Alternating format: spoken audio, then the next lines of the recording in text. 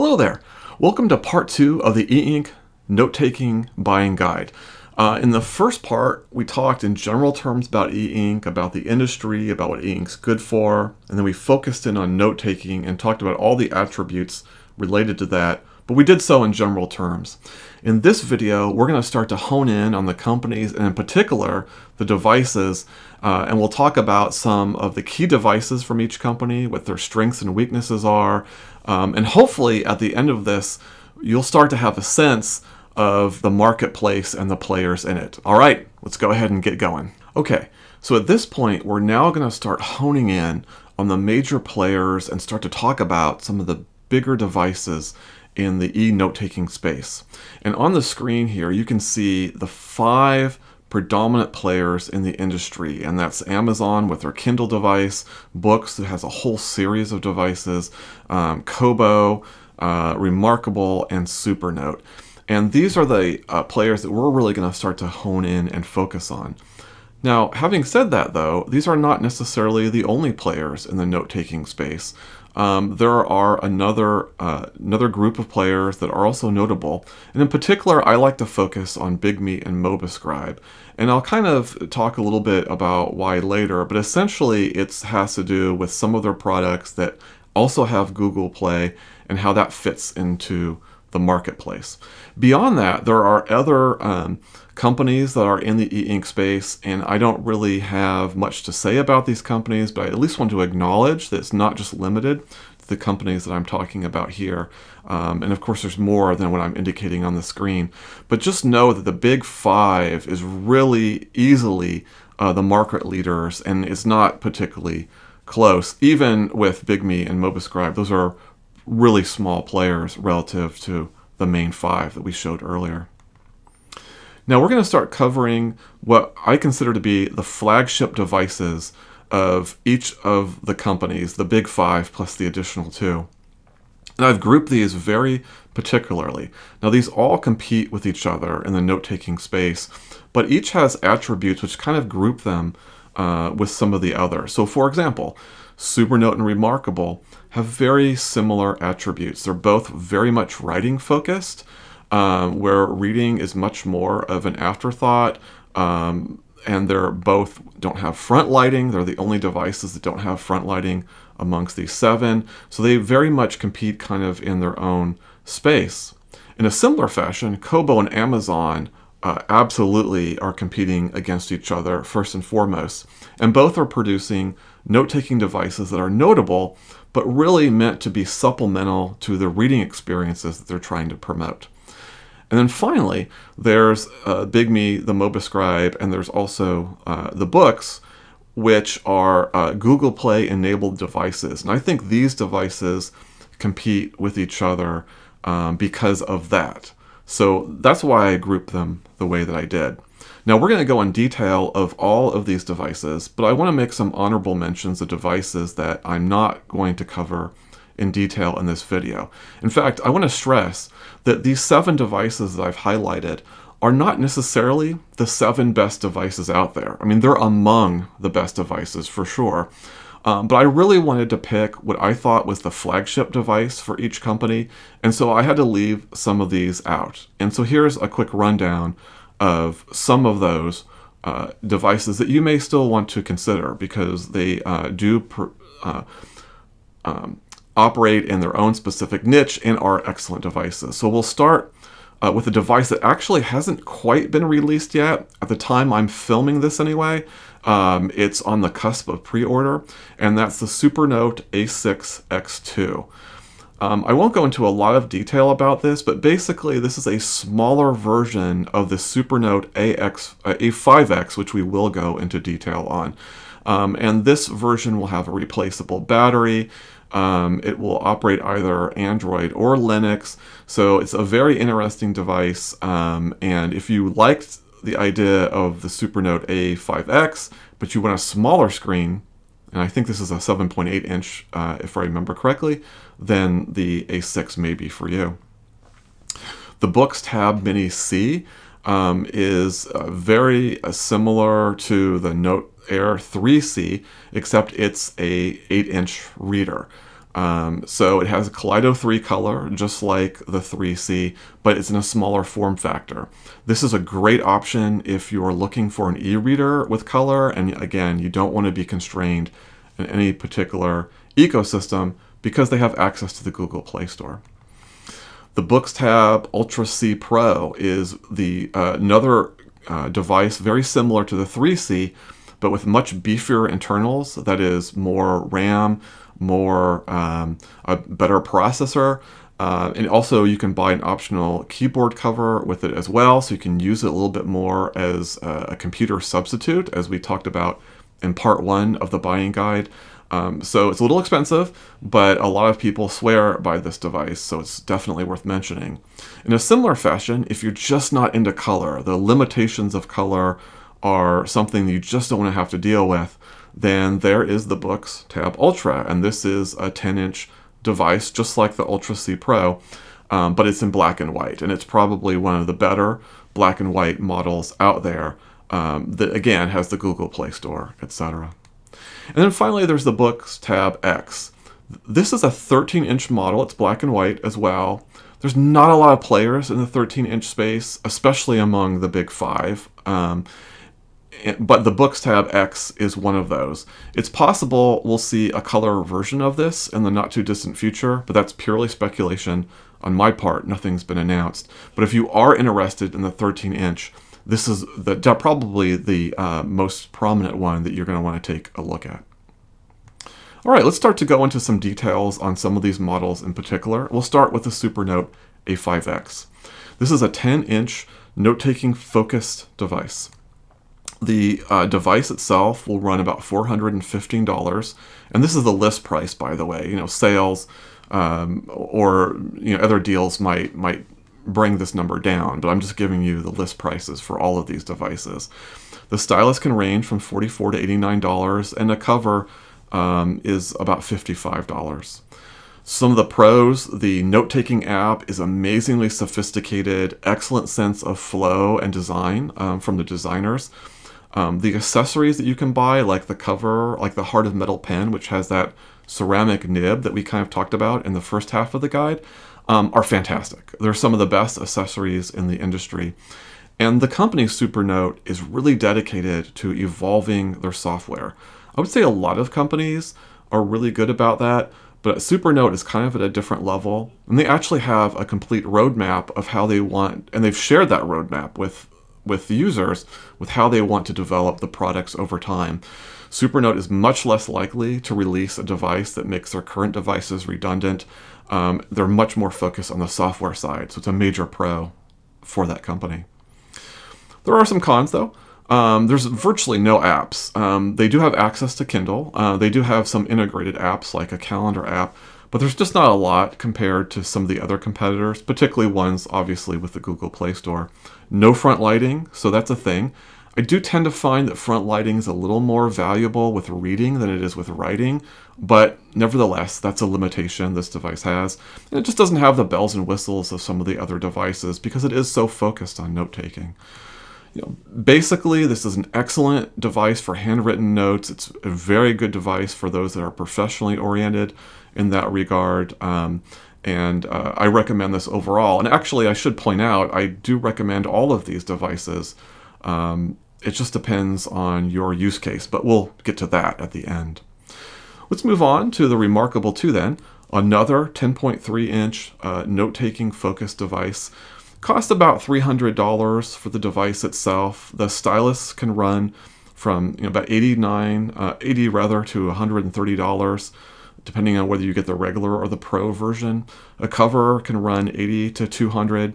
This is the one company that has a subscription model, and I believe there's a grace period, and I may have this wrong. I want to say you have a year of using the full features of the device until the subscription kicks in. But then once that subscription does kick in, to maintain certain features, it's $3 a month. Some of the pros: the hardware is a few years old, but despite that, hasn't dated a day, and I would argue is the best looking hardware on the market. I think the design of the Remarkable is just fantastic. The UI is simple, and I mean that in a good way. Very well laid out a user interface for their note-taking app. And there is an optional keyboard folio.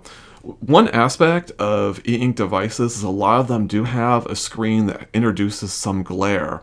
And the good news about that, though, is usually it only takes a slight adjustment to get rid of that glare.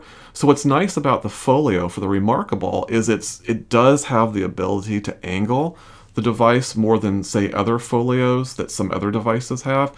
And that's a great feature that eliminates the potential of glare. So that's fantastic. It's considered one of the best folios in the market. The cons, however, is that the note-taking app isn't nearly as fully featured as some competitors are. You've got that subscription, which is pretty annoying when no one else has a subscription, and no front lighting, very similar to the Supernote. Nevertheless, great for handwritten notes, maybe the best device for sketching. So if you're interested in sketching, it's one of the best devices for that type of application. Let's move on then to the Kindle Scribe, and this is obviously, again, a 10-inch device focused on reading and then note-taking as well. It runs about $340 to $420, and the range is because they have different storage capacities on the device. The stylus is either included, or if you go with a Pro version, an additional $25, and a cover costs about $80. The hardware on the Scribe is absolutely fantastic. It's one of the few devices out there. It's a black and white device. It's one of the few devices that has 300 ppi at the 10-inch level. Obviously, Amazon integration, can be seen as a limitation, but it's also a massive strength. And the UI is simple and easy to engage with. One tip, the one bit of the UI that's not obvious, is that in order to get to the menu, you tap on the top. And that opens up the menu, and everything's obvious from there. Beyond that, everything is very easy to work with the Kindle Scribe. Doesn't have the features. In fact, it's quite bare bones on the app, although future updates are improving the device, and who knows where it will be, say, a year from now. But as things stand from this video, it is one of the more simpler applications, and so you don't have what some of the other companies have. And again, you're limited to the ecosystem. But if you are focused on reading and you want note-taking ability in addition to that, the Kindle Scribe is a fantastic choice. Again, playing in the similar place in the market is the Kobo Elipsa 2E. It's $400 for the device. The stylus is included, and the cover is another $70. Pros, you've got Kobo integration. So if you're into Kobo, fantastic. They have a feature called Advanced Notebooks, and this is very different than other types of notebook applications from all the other competitors. So it's very intriguing. I won't talk about it in too much detail here, but if you're interested, I would recommend looking up a review and getting a sense of what that's like. But it is a pro of the device. It's a very interesting application of note-taking, and it has a traditional note-taking form factor and application as well. So this is in addition to a standard note-taking approach. It can read DRM or Adobe Digital Editions files, and so that's an advantage that none of the other devices, to my knowledge, have. However, this is also the only device in the list where the stylus requires charging. So you couldn't take an EMR stylus, say, from the Kindle, which is a fantastic stylus, and use it on this device, nor can you use the Kobo stylus and use it on any other device. Again, doesn't have quite the features of some of the other players in this space, and you are limited to the ecosystem. Mobiscribe Wave has a very interesting place in the marketplace. This is the only 8-inch device on this list, and it's waterproof. There's also a color version, I should point out, but I'm focusing here on the black and white version. The device lists at $235, and that's with the stylus and the cover included. So this is by far the cheapest option of the devices we're featuring in this guide. Pros, the application, despite being in this lower price point, is incredibly sophisticated, and maybe is not the most sophisticated as some of the other devices on this list, but is actually quite impressive. And for its price point, you would have expected a much simpler note-taking application, but no, it's actually quite sophisticated and well developed. You do have access to the Google Play Store, which is fantastic. And because of its size and because of its waterproof, you feel comfortable taking it with you anywhere. You can take it to the beach and you're not worried about it getting wet, for example. So that mobility is unique for this particular type of device. The stylus does feel cheap. That's the one thing that betrays its price point, is that stylus. Although, again, you could bring in a different EMR stylus. It's not as premium as most competitors. I would not call it doesn't feel budget, but it's certainly not as premium as everything else on the list. So I'll give you one example of that. Every other device in this list, the screen is flush. So if you ran your finger from one end to the other, it's just a smooth transition. But on the Mobiscribe, the screen is set in a little bit. So there's this bezel that's raised around it. So it's a small thing. It's not a huge deal, but an example of how it doesn't quite have that premium sense of other devices. And the screen size is not good for PDF. So if you were interested in reading PDFs, it's not a good screen size for that. But still, it's a great reader. And if you're just looking to have a notepad and you just wanted to get a foot in to see what note-taking is about, and if it's for you, and you don't want to invest $500 in a device, this is a great entry-level device to consider.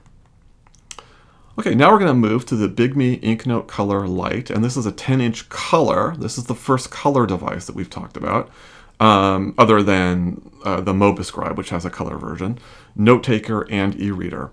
It's $500, and the stylus and cover are both included in that price. The stylus has charged, but not for the writing. The writing is an EMR, so you don't need the charge for that purpose. But you do have these Bluetooth buttons, and it's kind of nice because you can customize what those buttons do. So for example, you can have one button that will refresh the screen. You can have other buttons that move pages front and back, and there's other functionality as well. So it's a nice feature to add to the device. You have access to the Google Play Store, and the device has improved since it's been released through frequent updates as well.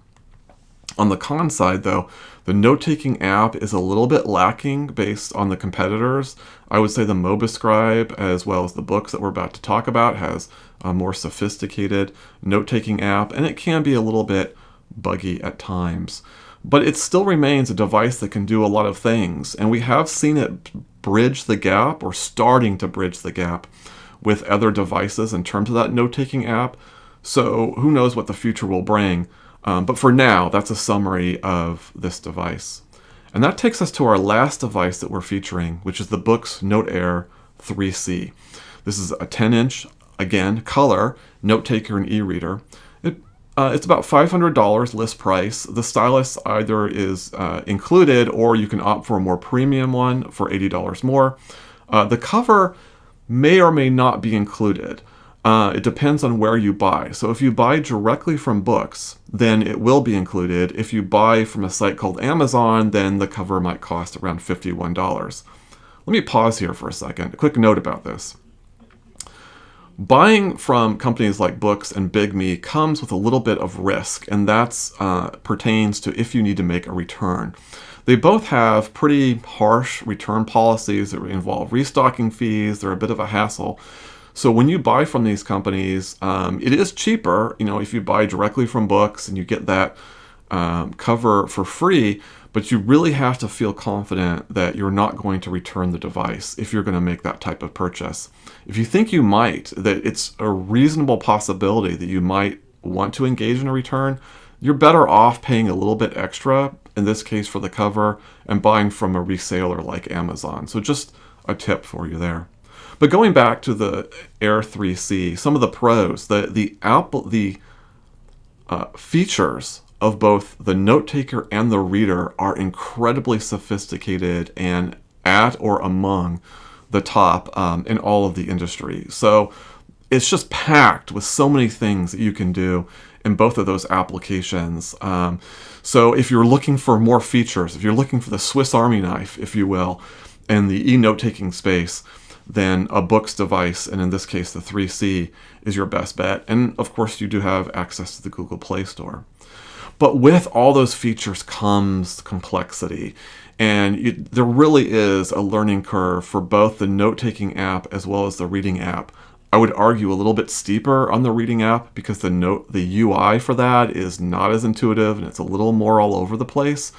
So it's a barrier. I think for some people it's not a big deal, but for others, that is something that kind of gets in the way of enjoying the device, all the sophistication that's there. So it's a double-edged sword.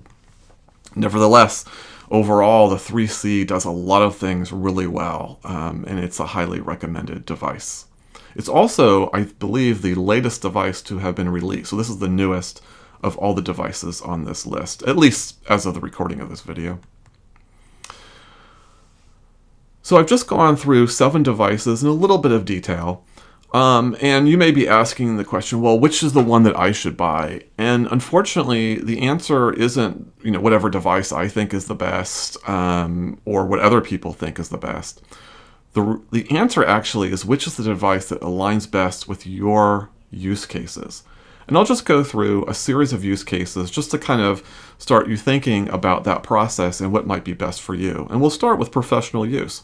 If you're really focused on note-taking, and particularly just writing notes and tracking to-dos, then you might focus more on a Supernote, for example, maybe a Remarkable as well. If you're into more planning and workflows designs and you want to insert objects, for example, then you might be moving more toward a Boox device, or maybe even a Bigme, that allows you to insert objects and has larger canvas sizes to work with. So those are some of the things you'd consider. Sketching, we talked about the Remarkable, is probably at the forefront of sketching. That's not all devices have tilt sensitivity with their styluses, and that's critical if you're looking into sketching. Presenting. Some devices allow you to project onto a screen. Some devices can do it through a web browser. Some devices can do it by casting to a device that will accept the casting, like Miracast or Chromecast, for example. And some don't have the ability to project at all. So if that's something that you're interested in, then you have to look for devices that have that ability. Annotating documents, and that goes really more to the size of the screen because all of the players that we've talked about here allow for annotation. But obviously you want to focus on larger screen sizes. And if you're doing this a lot, then maybe that 13-inch makes a lot more sense. Reading PDFs, maybe, there are certain file types that, in addition to PDFs that you're interested in, and you want to look and see what devices can handle those file types. So these are all, and comic books, of course, is another great example. In that case, you might be focused more on color as opposed to a black and white. So all of these things will change, all these priorities would change the type of device that you might be interested in. Believe it or not, this is where the guide ends. And if I did my job, it's probably ending on, frankly, somewhat of a dissatisfying note, because you're probably saying to yourself, I've given you enough information, but you want to know more about what device is right for you. And even though this guide is stopping at this point, I am going to give you some references, and these are all in the notes of the video as well, resources rather, that you can go to for additional information. And so hopefully I've piqued your interest and you can go to these sources for those questions and details that you need that aren't necessarily addressed in this video. And the first resource I'm going to call out is eWritable. And this site is actually great for everything, but I'm going to highlight 2 things in particular, and I'm going to put specific links to those 2 spots on this site. One is there are very detailed tables that talk about the functionality of what each device can do, what features each device has. So if you were thinking of one device versus the other, you can compare them on this table. But if you're looking for a more graphical representation and you're not necessarily sure about the specific features that you're looking for, but you're kind of aware of their use cases, there are these fantastic spider graphs that allow you to select the device that you want to compare, allow you to select the parameters that you're interested in, and then they show in a pretty easy to read graphical format how those devices stack up to the criteria that you select. It's absolutely fantastic. And if you're in the market for an e-ink device and you've got a sense of what you want, but you want to see what devices might align with your use cases, this is where you're going to go to get that additional information and to focus your search down to one or two devices that you're interested in. And additionally, there are sites that have reviews and go into a lot of detail about these devices. My site is one of them, and please subscribe if you would. But there's others, and My Deep Guide is probably the most prominent among them. This is a site that is run by a gentleman named Voya, and I would argue that Voya is the godfather of reviewing e-ink devices. So he's got a deep library of really nice in-depth reviews. When new firmware updates come out, particularly among the major players, but sometimes the minor ones as well, he'll have videos on that to share. So it's a great, fantastic resource, which I highly recommend. In a similar vein, I would recommend Kit Bet Masters. And by the way, these are both on YouTube. Kit actually provided the scoring system that's used in the spider graphs that I talked about with eWritable. And just one comment about that. When I put the devices on and I look at the aspects that I'm interested in based on devices I've reviewed, I don't always agree with Kit's scoring system, but I find I agree a lot of the time. There's a lot of alignment. And even when we disagree, it's usually by 1 point, which is more than acceptable. So I find his ratings to be quite good and very appreciative of the partnership he's had with eWritable to make those spider graphs available. And he also has a lot of videos. He pumps up a lot of content. So not only do you have reviews of the devices, he does a lot of Q&As and a lot of previews as well. So it's definitely worth checking out. Now, I'm going to recommend GoodEReader, and I have to say this with a caveat. GoodEReader is, in some circles, very controversial. And I'm not going to comment on the controversy, but I do want to frame it. So when I think of GoodEReader, I think of three distinct things. So one is their blog, and that's what I'm referencing here. One are their product reviews, and then one is their store. So the interesting thing, if you can call it that, is that they're reviewing products oftentimes that they're selling in the store. Now that is fundamentally a conflict of interest, regardless of whether they're actually biased in those reviews or not. And I think a lot of the consternation around GoodEReader is around that inherent conflict of interest. Now, I'm not going to comment on whether I believe that the reviews are biased or not, but what I am going to comment here about is I'm not talking about the reviews or their store when I put them as a reference here. I'm talking about them as a news source for e-ink, and they are by far the best news source on the internet. They have reporters that they send to Japan and China and other points in the world. And so they're constantly churning out content. So I think this is really the premier site for that type of information. So forget the reviews, forget the store. I'm putting the recommendation here as a resource just to keep on top of what's happening in the e-ink industry. And GoodEReader is very good in that regard. The last thing I want to point to is Reddit. And Reddit is fantastic for assistance. There's other information as well. But if you have a particular question and none of these resources can answer that, then there's subreddits in the community that are just excellent at being able to provide that type of support. And I've listed 3 of my particular favorite subreddits. I think e-ink is a fantastic general category for e-ink devices. Onyx Books obviously focuses on books devices, same with Supernote. I didn't list it here, but Remarkable has a fantastic subreddit. Kindle certainly has a fantastic subreddit. There's probably others that I'm not mentioning that are great as well. But I do list this as a great source if you have that particular question that isn't answered in any of the other sources. I think with my video and this buying guide, in conjunction with the information you can get on these sources, should be able to get you down to the device that's best for your use case and that's best for you, or maybe if you're buying for someone else as well. So I hope you found this helpful, and that concludes our buying guide. So that's it. That concludes the guide. I really hope you enjoyed this. This was kind of a labor of love for me to put this together. And as always, my hope is to be more informative and to help people operate and working with e-ink, particularly in the note-taking space that I just love. If you like this video, please subscribe or give me the like button.